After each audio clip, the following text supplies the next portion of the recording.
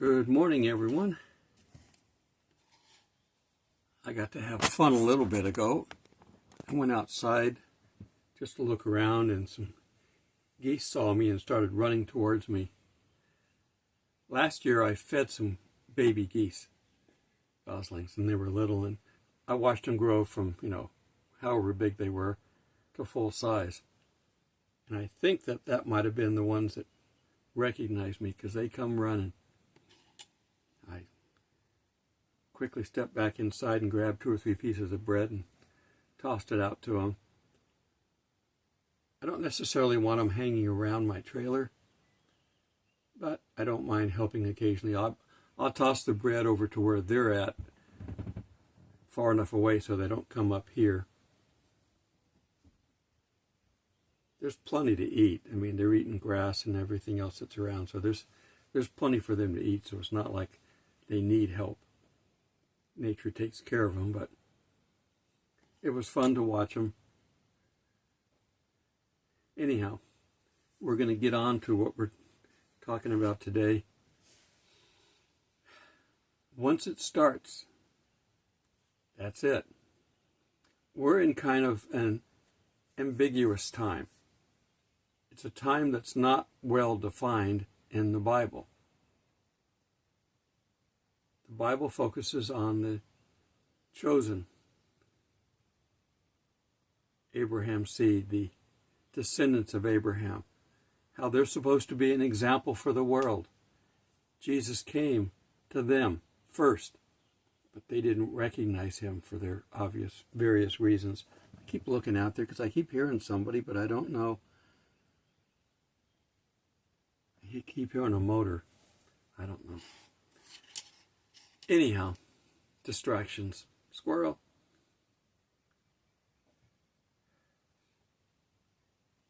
So our current church age, as the theologians are calling it, and I'm going to use a lot of terms that theologians are talking about in this video, but they're not biblical necessarily. It says that Christ will be cut off from the world, but that we're dealing with them as Christians every day. So we're going to look at this. But once the tribulation starts, that's it. The end of this grace period, if you want to do it, church period, however you want to call it.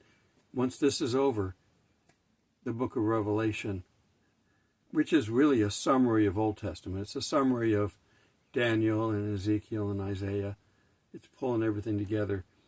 Revelation 6 is kind of a summary of everything that's going to happen with the seals. You know, the 4 horsemen of the apocalypse.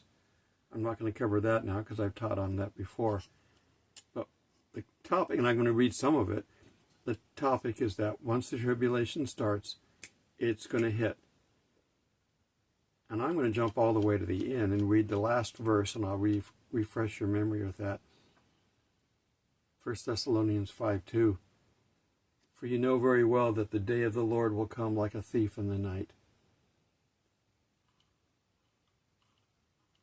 That's the final judgment of God coming on the world. Now, it's called the 70th week of Daniel, covers the last time period that God is going to deal with the church, with the Jews. After that, we've got the millennium, but judgment time is upon the world, the whole world. The millennium is going to prove that even if you take Satan out of the way, you still can't do it, because there's some arguing that it's all Satan's fault. We should never have done this. If it wasn't for Satan, we wouldn't be here. If it wasn't for Satan tempting Eve, if you want to go all the way back. Well, the millennium is going to prove that it just makes things faster. Satan makes this time period go by a lot faster because he can bring his devilish ways into our minds and make the action carry forth. Take him out of the way. We still are sinful, and we will get that way on our own without any help. Okay. So, despite the fact that there are wars and stuff going on, and there's always been wars, like Jesus said, there's wars and rumors of wars all the time. There's always deceivers, false prophets, false Christs, all the time. They're always out there. But when we get down to the final Revelation 6, the white horse, that's the Antichrist. There are 4 horsemen. They're called the 4 horsemen of the apocalypse. What's an apocalypse? A catastrophic series of events.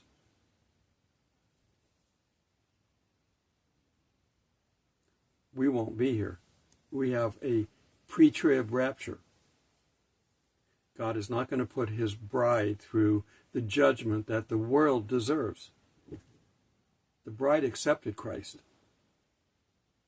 She does not have to go through it. This is judgment, and this is last chance reckoning. Wake up. This is your final chance. Choose God or choose the devil. You're going to have to pick one or the other. You can't go down the middle of the road anymore. Meandering back and forth between the two sometimes. Get closer to God and then move away, and get closer to the devil and move away. You can't do that. God doesn't like it. So,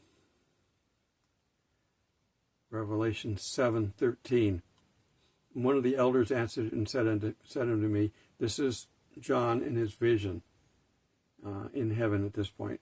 These are that are arrayed in white robes. Who are they, and whence came they? So he sees all these people gathered in white robes. And he asks John who they are. Of course, John doesn't know. So John says, and I say unto him, my Lord, thou knowest. And he said unto me, these are they that come out of the great tribulation. And they are washed in their robes, and are made white in the blood of the Lamb. So there will be people saved during the tribulation. But they will have to probably be martyred or suffer in some way, be killed, because of the belief in Christ during the tribulation. So they get a special cleansing. Now, we'll be gone again. We're not part of this.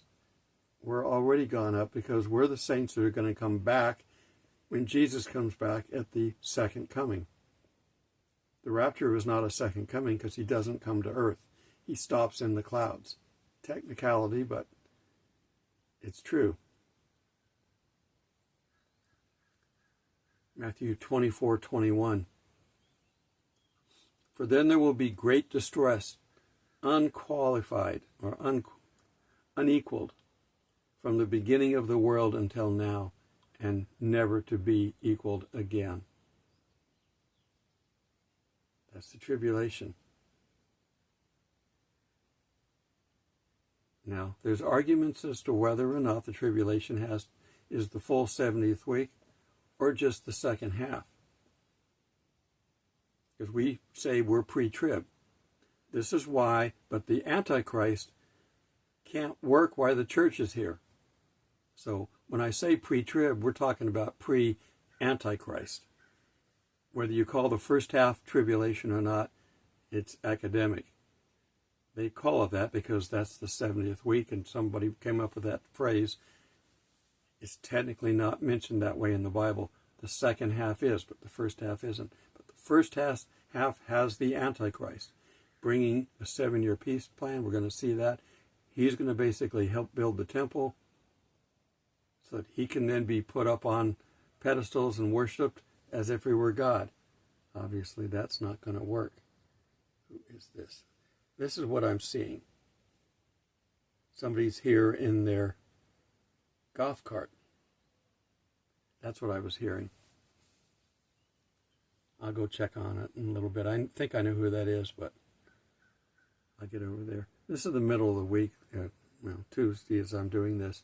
I'm doing this ahead of time because I'm going to be with my son again tomorrow, and I got another moving day.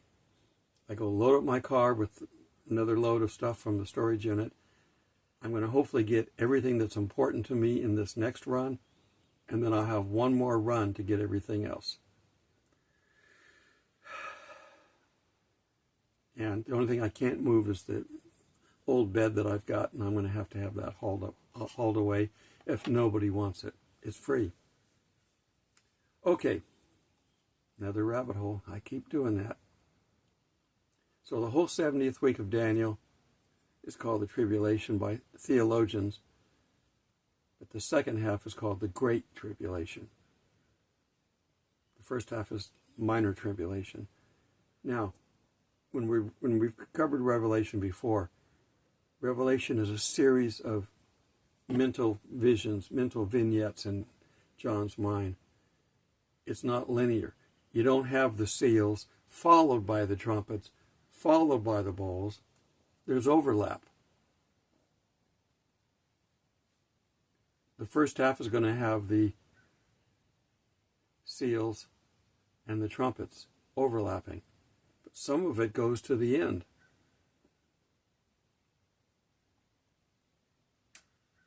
Some of it we just read out of Revelation 7.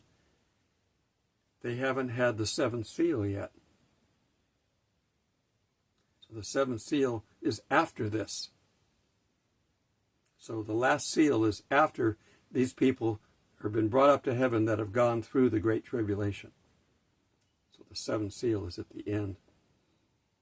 But we've got to get all this other stuff in there, so there's overlap. It's not continuous. It's not linear like Greek. This is prophetic. Okay, so the Antichrist is going to come. We got to get out of here because we're the restrainer. We've talked about that. And we're not subject to wrath, but that would put us at the second half. If it wasn't for the Antichrist, and we're not supposed to be here for that, we could go to the midway point because we're not subject to wrath. But, you know, if circle A equals B, and B equals C, then A equals C. You know, get your old math out there. We know that the whole plan is that we get out of here. Antichrist will have his reign without us, fooling the world because we won't be here to point our finger and say, hey, that's the Antichrist. You don't want to follow him. The Jews, the Muslims, the rest of the world are going to follow him. They're going to know who he is, whoever he is today who's alive. And he's got to be alive today because the tribulation is about ready to start. He's got to be alive today as a human, but his human is not the problem. His human is probably a good guy. At least the world's going to know him and the works that he's done as a good guy. He's not going to be Klaus Schwab or any of our World Economic Forum people because those are part of the harlot. But the Antichrist is also part of the world system, but he's not a king. So he's probably one of our billionaires, but he's not one of the woke billionaires, not one of the world economic ones. I've given you some possible choices, but I don't know. And it's not good to speculate. So the Antichrist will bring the world together, unite the Jews and Muslims like they should be because they're related. They have the same blessing of God under Abraham. They should be closer together instead of divided. Satan's done an excellent job of dividing people of commonalities. So let's take a look at some of this and just kind of put this into perspective. Turn now to Daniel 9:24.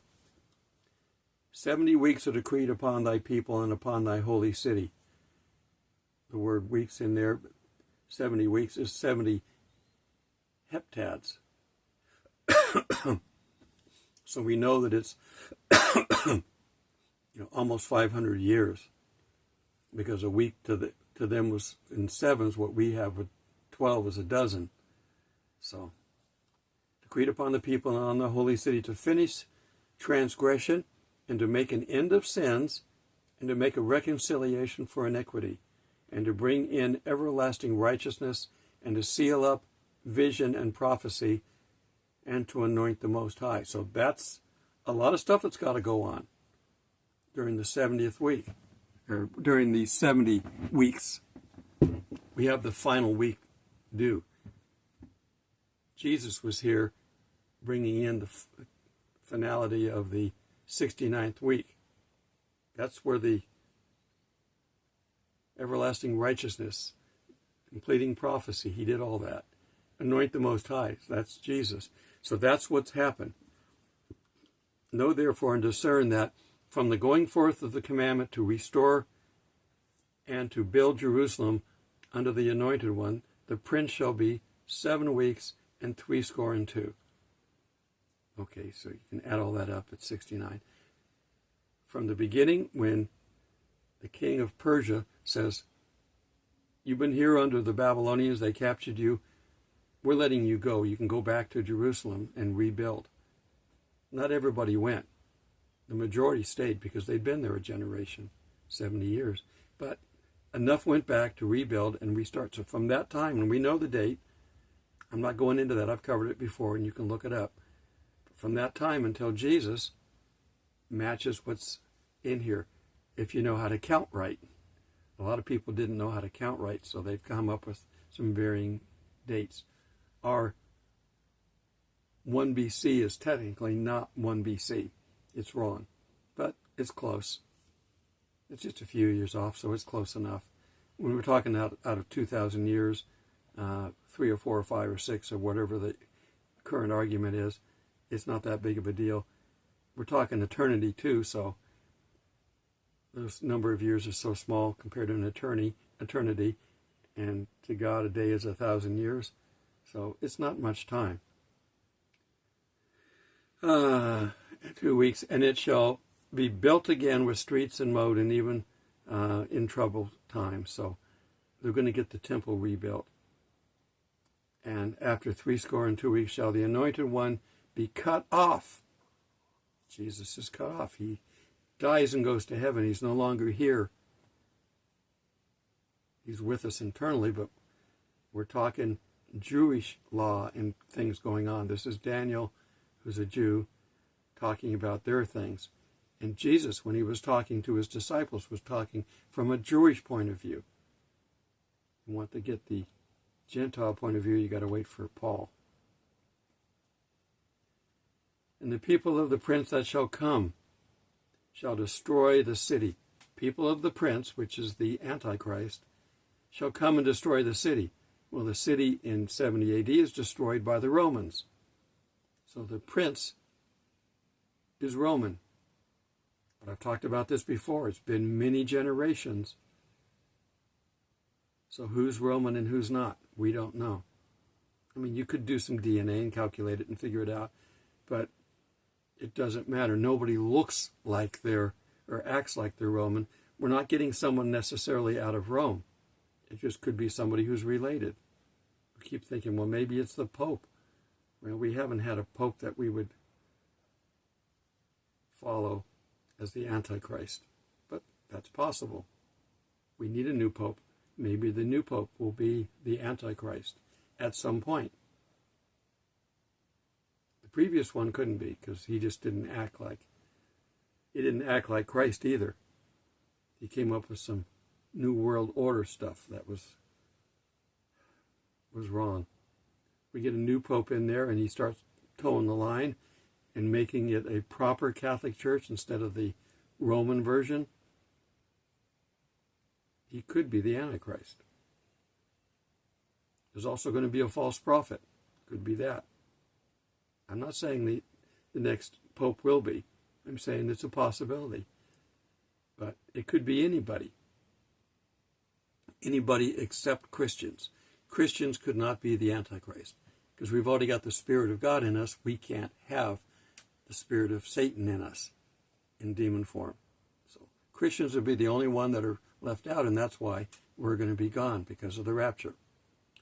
Okay, that shall come and destroy the city and the sanctuary, and the end thereof shall be with a flood, and even unto the end shall be war.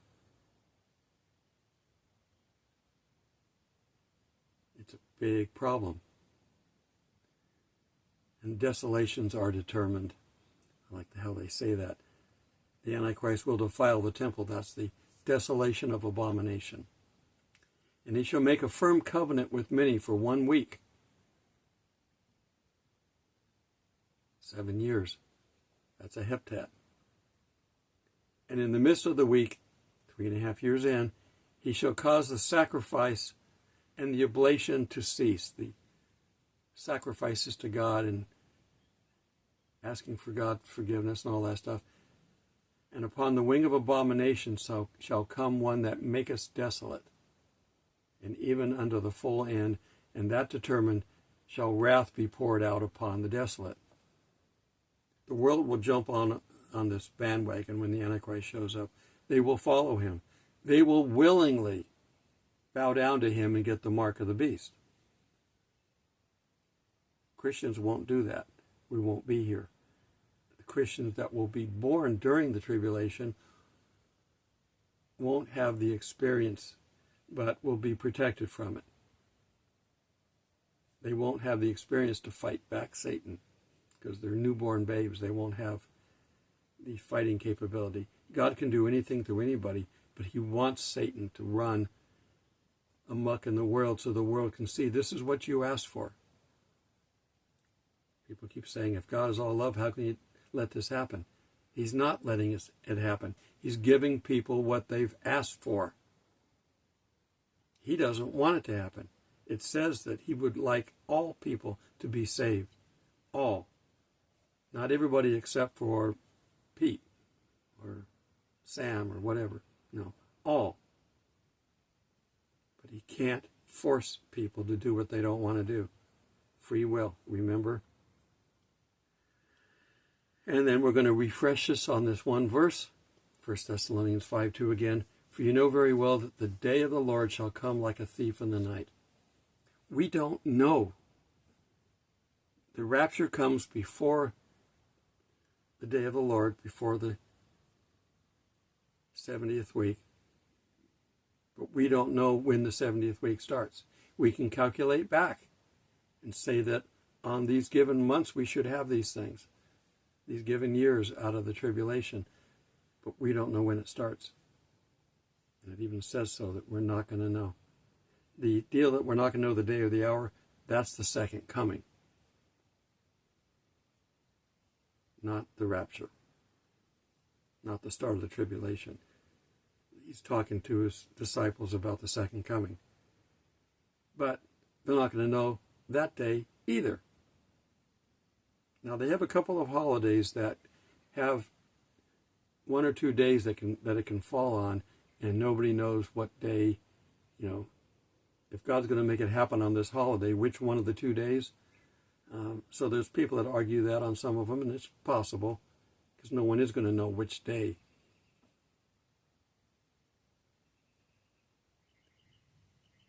When it hits, it's going to be tough.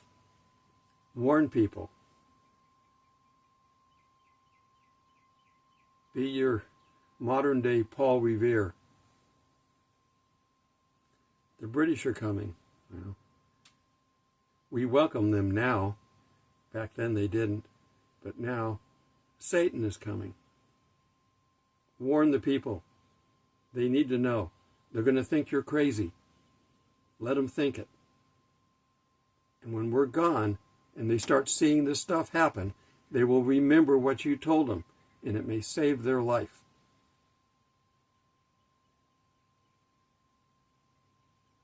Until we meet in the clouds. God bless.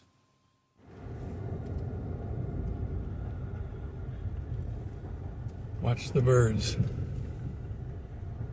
Turkey buzzards. Look at them. They're all over the place.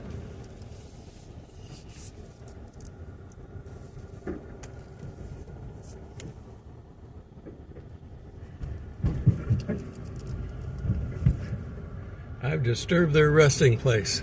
They're going to go up in that big tree. Sit there and watch for their next meal.